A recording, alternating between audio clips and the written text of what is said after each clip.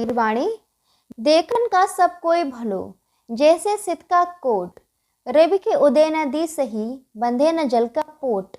देखने मात्र के लिए एक कोई अच्छे लगते हैं, जैसे बर्फ का किला, परंतु सूर्योदय होते ही वह पिघल कर समाप्त हो जाता है। जल की गठरी कहीं बंधती है। भाव नकली लोगों का ज्ञान क्षणिक होता है। कबीर व्यास कथा कहें, भीतर भेदे नाही, औरों को प्रमोदता, गए मधुर का माही। पंडित जी कथा कहते हैं, परंतु उन्हीं के हृदय में वे बातें नहीं बेंधती। दूसरों को तो ज्ञानोपदेश करते हैं और स्वयं रुपए के लोभ में पतित हैं। कबीर कहीं पीर को समझावे सब कोय, संशय पड़ेगा आपको औरों कहे का होए। कबीर साहब उन गुरु लोगों के प्रति खेद कर कहते हैं कि जो स्वयं शिष्य भाव में उतरे बिना गुरु बन गए और सबको ज्ञानोपदेश करने लगे, वे स्वयं तो अज्ञान में पड़े हैं, फिर अन्य के सामने ज्ञान की बातें झाड़ने से क्या होता है।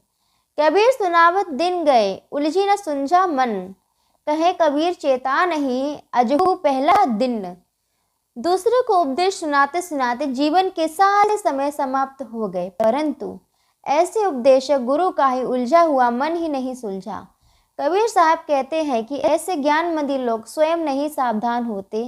प्रतीत होता है कि परमार्थ घेरा में आए उनका पहला ही दिन है। अमरापुर को जात हो, सबसो कहो पुकार, आवन होए तो आइयो, सूर्य ऊपर यार। अमर स्वस्वरूप स्थिति में स्थित होकर विवेकी पुरुष अपना कल्याण कर अन्य को उस सत्य का उपदेश करते जाते हैं।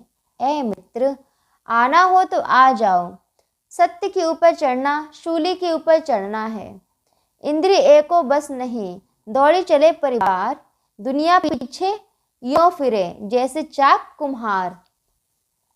जिसकी एक भी इंद्रियां अपने वश में नहीं है और घर परिवार को छोड़कर साधु वेश धर लिए, ऐसे लोग लालच में पड़कर संसार के पीछे इस प्रकार घूमते हैं जैसे कुम्हार का चाक चक्कर काटता रहता है।